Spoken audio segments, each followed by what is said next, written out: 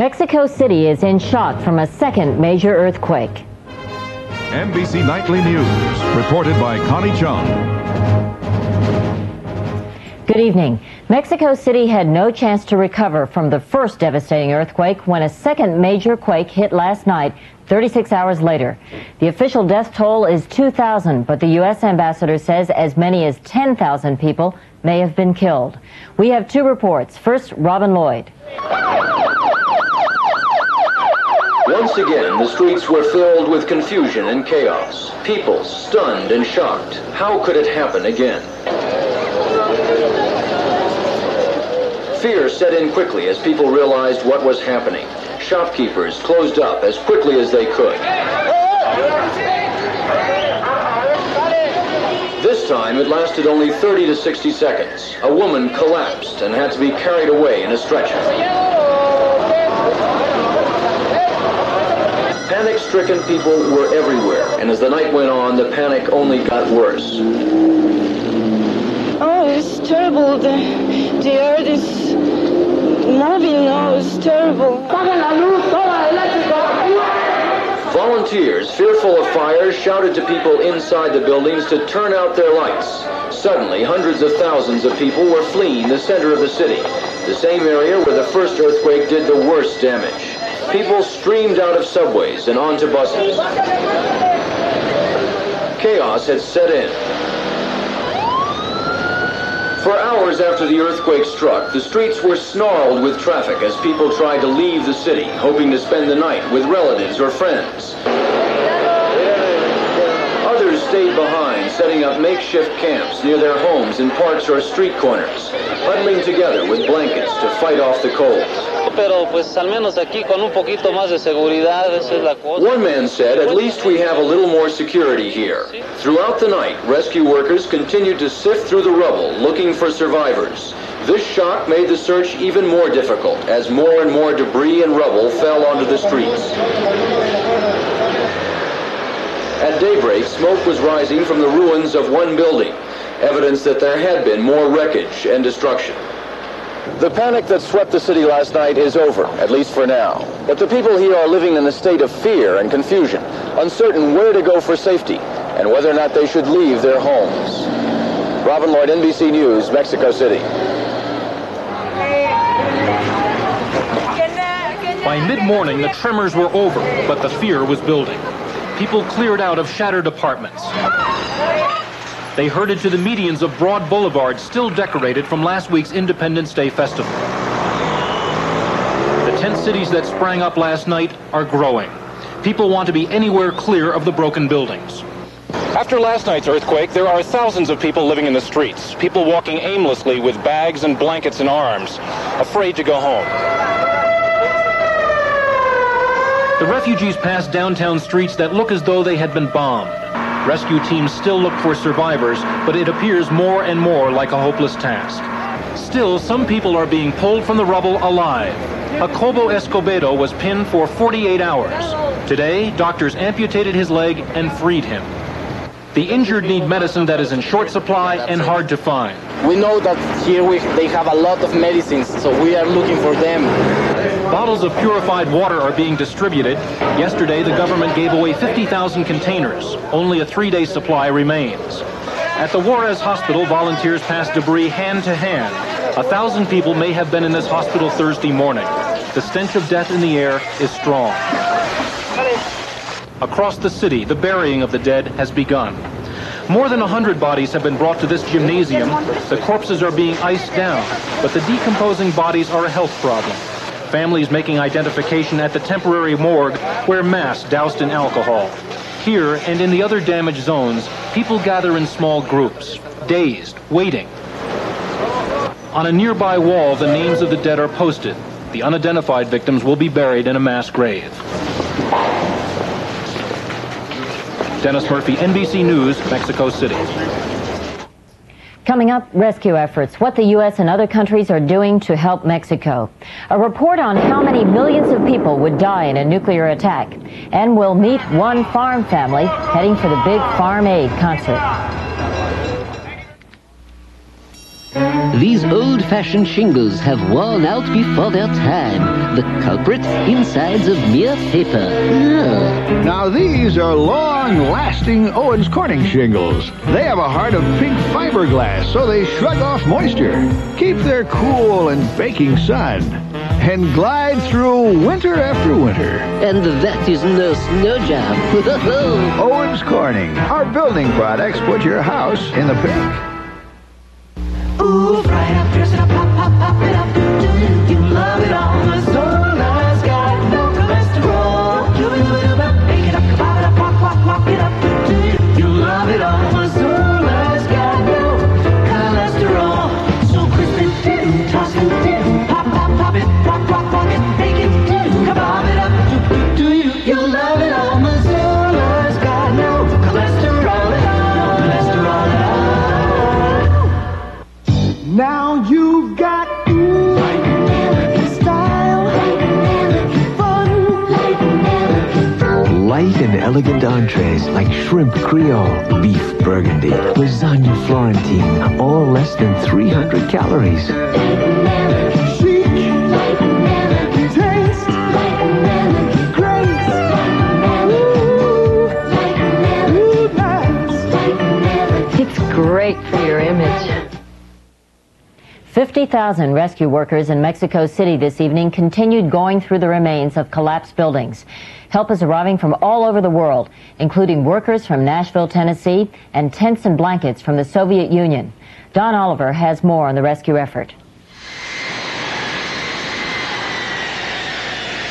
Even though the president of Mexico had said his country could solve its own problems, aid from foreign countries began to arrive. This plane from Detroit, sent by the Ford Motor Company. It's medical supplies and syringes and needles and bandages and things that we heard that they needed on the television. En el país como en el extranjero. Then Mexican President de la Madrid went on television to admit he'd been wrong, that Mexico did need outside help. Mexico's Latin American neighbors were among the first to respond. Planes from Guatemala, Colombia, Argentina, the Dominican Republic. Powdered milk, shoes, clothing, more food, tents, electric generators. Mexicans had tried to meet their own needs through their own contributions, but the enormity of the disaster made it impossible. Too many need help. Marta Gonzalez and her 3 children fled their house during the second big quake last night. They had only the clothing on their backs. There is said to be a continuing need for food and blankets, but right now a good supply of medicine. What is needed, and needed quickly, is sophisticated heavy equipment to move rubble faster, to get at those trapped alive before they die. It is believed hundreds may have survived under the twisted steel and concrete of fallen buildings. The Swiss Red Cross has arrived from Geneva with a team of sniffer dogs to try to locate survivors. And Ambassador John Gavin says the U.S. has been asked to bring in heavy mining equipment for rescue. We have 3 experts on disasters who are also coming in today. The equipment and the materials are standing by in the United States, ready to be flown in. Many downtown buildings in Mexico City are dangerously near collapse. The first plane sent by the U.S. government contains firefighting helicopters and a demolition unit with enough equipment to destroy 30 buildings in 2 days. Don Oliver, NBC News, Mexico City. Nancy Reagan will go to Mexico Monday to lend support for the victims of the earthquakes there. President Reagan announced the trip today. Mrs. Reagan was quoted as saying, "We are neighbors. I want to extend a loving hand." United States officials said today that requests for help from the Mexican government reflect the seriousness of the situation there. In the past, Mexico has been suspicious of the United States, but now Mexico is desperate. Lee McCarthy reports from Washington on U.S. efforts to help. The Mexican government waited until last night to ask for American disaster aid. This morning, help was on the way, and State Department officials said it is designed to save people trapped alive. We're providing the following at the request of the government. A 5-member team of search and rescue experts and demolition experts are on the way. The team is carrying very sophisticated electronic audio and video equipment which you can hear and get back in to actually find people. The team left Pittsburgh this morning and stopped in Nashville, where more personnel were added, along with dogs that will be used to search the rubble. No major fires are burning in Mexico City, but there are many gas leaks and small fires. 3 Forest Service firefighting helicopters have been sent from Southern California to help put them out. The emphasis of the aid effort is on saving people still trapped. Late this afternoon, the Mexican government requested that specific items be sent: a field hospital, 2 field kitchens, power winches, portable generators, tool kits, cable cutters, power saws. The State Department hopes to act on that request within 24 hours. 60 State Department operators have been taking 20,000 calls a day from people using a special number to inquire about loved ones in Mexico. 3 deaths have been confirmed among the 300 to 400,000 Americans currently in the country. The State Department said Americans wanting to help in the relief effort should not send goods, but should contribute money to charitable relief organizations. Lee McCarthy, NBC News, Washington.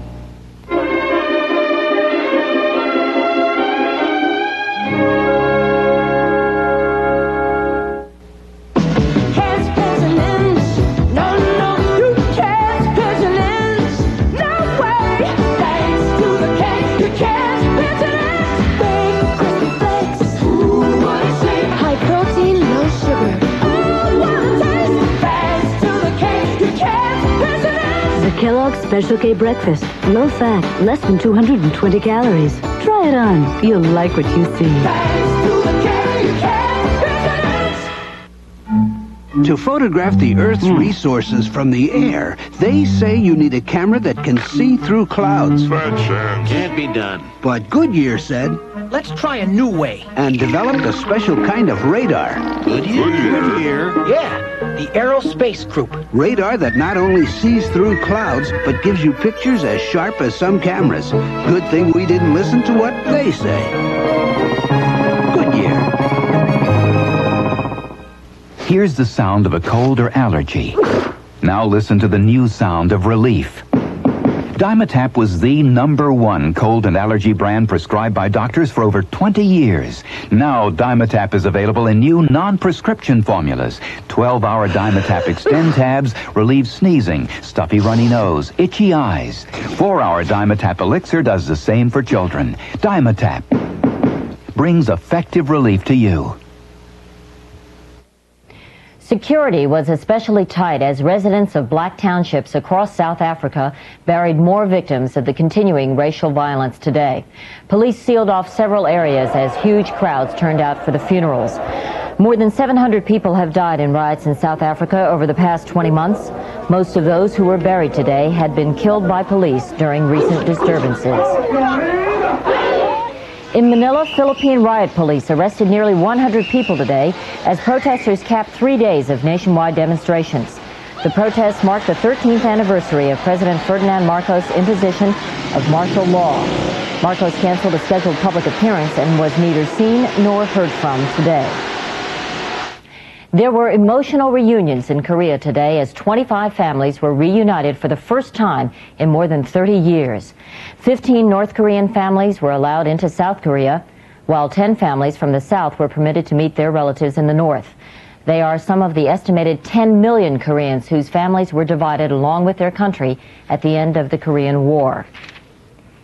In Tokyo today, a Japan airline official who had been negotiating with relatives of the 520 people killed in last month's crash of a JAL jet took his own life. Police say he left a note saying that his suicide was intended as an apology for the disaster. Scientists attending a symposium in Washington were told today that the initial effects and after effects of a nuclear attack would be far greater than feared. Researchers reported that many survivors of a nuclear war would suffer AIDS-like abnormalities in their immune systems. They said many survivors would be virtually defenseless against disease. A different team of researchers reported that the death toll in a nuclear attack would be even greater than ever imagined. Robert Hager has more. A full-scale nuclear first strike against the United States could result in from 36 million to 56 million deaths almost immediately, according to the latest studies, an estimate considerably higher than most previous estimates. It comes from some of the nation's leading scientists, called to a weekend symposium by the prestigious National Academy of Sciences and its Institute of Medicine. Whereas most attention recently has been focused on the so-called nuclear winter theory, a prediction of climate changes after an attack, this symposium is to consider the more immediate effects. In particular, scientists today predicted that super fires after a blast could kill far more than previously forecast. Stanford University's Theodore Postel said the heat at the center of a single blast could be 4 times the heat at the center of the sun, setting huge fires, and that as the fireball rose, it would suck in air from miles away at velocities that could reach hurricane force. This ferocious hurricane of fire would be accompanied by the release of large amounts of potentially lethal toxic smoke and combustion gases, creating an environment of extreme heat, high winds, and toxic agents in target areas. As for survivors, Dr. Herbert Abrams predicted that if there were an expected 32 million injured, that would require 70 times more hospital beds than would be available throughout the nation, 12 times more doctors, and 48 times more nurses than would be available. The symposium winds up tomorrow, and it'll turn to the question of whether there are enough safeguards to make sure potentially unstable people in the military or elsewhere are kept away from nuclear triggers. Robert Hager, NBC News, Washington. Police in Darwin, Australia today arrested 2 members of the environmental group Greenpeace. They were accused of being part of a group that used 6 small boats to delay the docking of a British ship that was to pick up a load of radioactive uranium ore. In southern Lebanon, Shiite militiamen claim they have downed an Israeli helicopter carrying 30 passengers. Israeli military officials will confirm only that their troops were operating in the area today, but members of the UN peacekeeping force say an Israeli copter has been spotted in flames on the ground.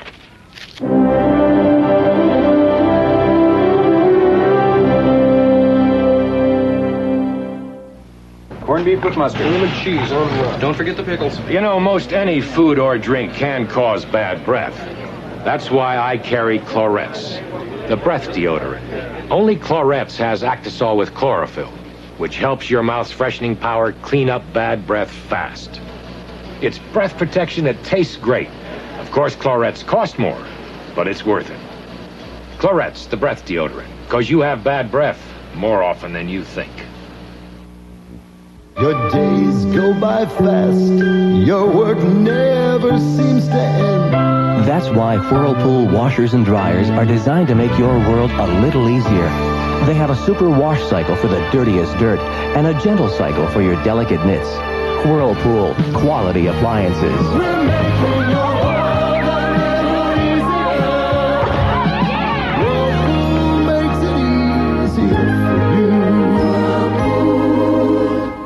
Maureen Stapleton for Fiber One cereal. Hello. I'd like to talk to you about your breakfast and your health and new Fiber One. By now you've heard how important fiber is in your diet. That's where Fiber One comes in. Because no brand cereal has more fiber than Fiber One, or less sugar. And a high-fiber, low-fat diet may reduce the risk of some kinds of cancer. Fiber One. You can't beat it for fiber. It's healthy, it's smart, it's the one for me.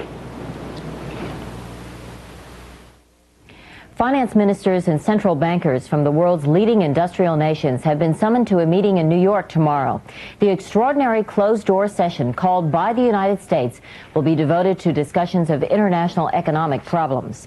The meeting comes one day before President Reagan is to announce steps to head off what he has called a mindless stampede toward protectionism. The president is expected to propose a $300 million fund to help U.S. firms sell products overseas. 2 of the nation's largest defense contractors, General Dynamics and Westinghouse Electric, were accused today of plotting to overcharge the Air Force for tools to repair a jet radar system.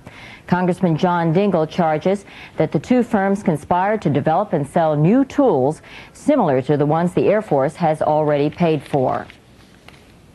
Tomorrow's Farm Aid concert isn't expected to make a dent in the debt of American farmers, which is now about $212 billion. But the main organizer, singer Willie Nelson, plans to use donations from the concert to help some individual farmers in need. As finishing touches were put on the concert site in Champaign, Illinois, NBC News correspondent Mary Nissenson was traveling with some of the victims of the farm crisis.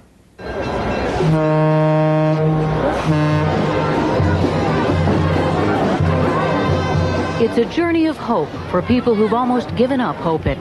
The Northwestern Railroad donated the train so that 500 Iowa farmers could make their way to the Farm Aid concert. Have your attention, please. Boone, Iowa is your next station stop. But it'll take more than a whistle-stop trip to boost Bob and Teresa Sullivan's spirits. As we ride along and I look at the cornfields, sometimes I have to fight back a tear, too. I hope these farmers aren't losing their farms.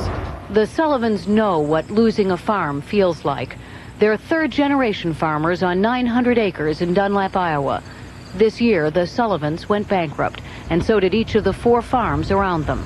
I feel like the American Indian, that we're just being pushed aside for corporations.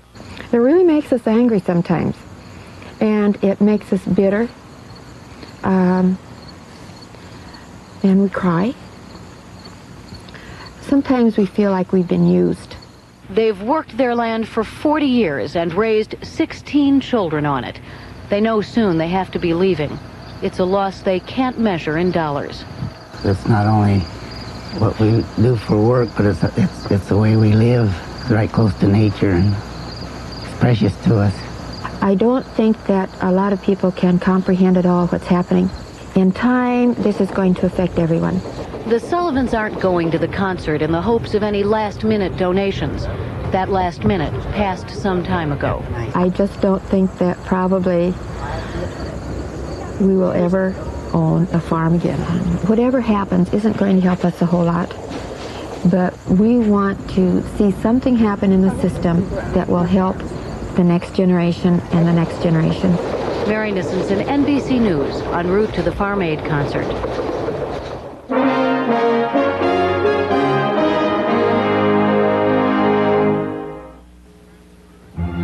Which cereal has more vitamin nutrition than any other? Kellogg's Product 19 cereal, but you'd never guess. Oh?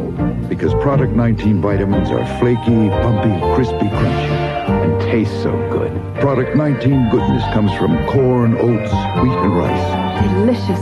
Kellogg's Product 19. Flaky. Bumpy. Crispy. Crunchy. Tasty vitamins. This script of Shakespeare's is only printed words. No costumes, no scenery, no special effects. So how can literature ever compete with television? Tonight, my students will see. When shall we 3 meet again? In thunder, lightning, or in rain? When the hurly-burly's done, when the battle's lost and John Ingle. Isn't he the kind of teacher you want teaching your kids? So does the NEA. Sunday on Meet the Press, we'll look in on Willie Nelson's Farm Aid concert and then explore the farm crisis with Agriculture Secretary Block and Senators Grassley of Iowa and Pryor of Arkansas. For years, America's been staying up late with Larry King. Now, pro football may have a few sleepless nights because Larry King is on NFL 85 Sundays. Sunday, the NFL plays here when the Chiefs battle the Dolphins. Before your team takes the field, our team hits the air. NFL 85. You expect a hemorrhoid medicine to relieve pain and itch, but you get an extra therapeutic action with Preparation H. It helps speed relief to inflamed hemorrhoidal tissue with oxygen action. A special medicine in Preparation H accelerates the absorption of pure oxygen to help shrink swelling of inflamed hemorrhoidal tissue fast. And of course, Preparation H often relieves pain and itch for hours. When you choose a hemorrhoid medicine, remember, oxygen action is special with Preparation H. As we mentioned earlier, President Reagan is trying to fight off protectionist trade legislation in Congress. He's proposing a $300 million fund to help U.S. firms sell products overseas. NBC News chief economics correspondent Irving R. Levine has more. Workers at Prime Computer, like millions of other Americans, their jobs depend on selling their products overseas. We could lose half of our revenue in a very short period of time if everyone went protectionist. We do almost half of our businesses overseas. The fear is that foreign countries would retaliate against U.S. products including computers, if protectionist legislation shuts the door to some foreign goods. Americans who make a living in the distribution, sale, and service of foreign-made cars, 163,000 Americans in all, would be hurt if restrictions were placed on imports. They cut back another 25%. We'd have to, just numbers would show that we'd have to eliminate, in our dealership here, around 25, 30 people. In retail stores, workers like John Little and Brian Barnhill sell goods from all over the world. This chain has 275 stores. With the warehouse, the home office, and all the stores, I expect there's about 3,000 employees nationwide. President Reagan believes protectionist legislation would cost more jobs than it saves. That's the lesson of the Smoot-Hawley tariff in 1930, which helped to trigger a worldwide trade war that spread, deepened, and prolonged the worst depression in history. Senator Reed Smoot and Congressman Willis Hawley, their tariffs, highest in history, resulted in countries competing to keep out each other's goods, with a loss of jobs everywhere. But it is the situation in places like Shreveport, Louisiana, not Smoot-Hawley, that rivets the attention of Congress in its push for protectionism. 1,800 workers laid off by AT&T, the manufacturer of phones transferred to lower-wage workers in Singapore. Monroe, Georgia, population 9,000, a textile town, laid low by imports. Since they've closed the plant down, I'm outside cutting grass and cleaning toilets for a living now. Pretty hard. The Walton Monroe Mill, after 90 years of operation, is in the process of closing, typical of the plight of the U.S. textile industry. Foreign cloth come in on us, got us in trouble, shut us down. Imports now account for 50% of all textiles and clothing sold in the U.S. As I understand the wage rates in China, they're approximately 16 cents an hour. Well, our average wages are considerably higher than minimum wage here. The first of a batch of protectionist legislation moving quickly through Congress would cut textile imports by as much as 40%. In a speech Monday, President Reagan will propose help for American companies to sell more overseas. He will talk tough to countries that obstruct sales of U.S. goods, and there's the threat of a veto. But none of this is likely to stop Congress from passing the textile bill and other protectionist legislation. Irving R. Levine, NBC News at the White House. And that's our news. We'll have more on farm aid and the farm crisis tomorrow on Meet the Press. And John Palmer will be here tomorrow night. I'm Connie Chung in New York. I'll see you again next Saturday night. Thank you for joining us. Good night.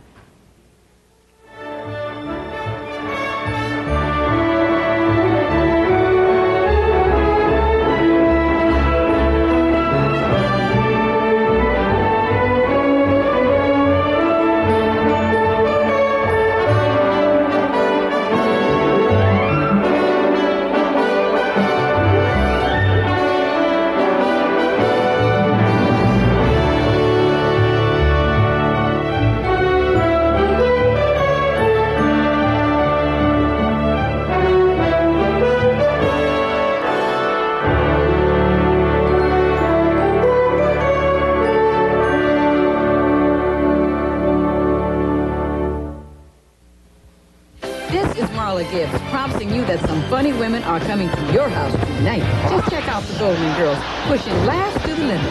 And then on 227, I get to do a little digging. Okay, child, give me the dirt.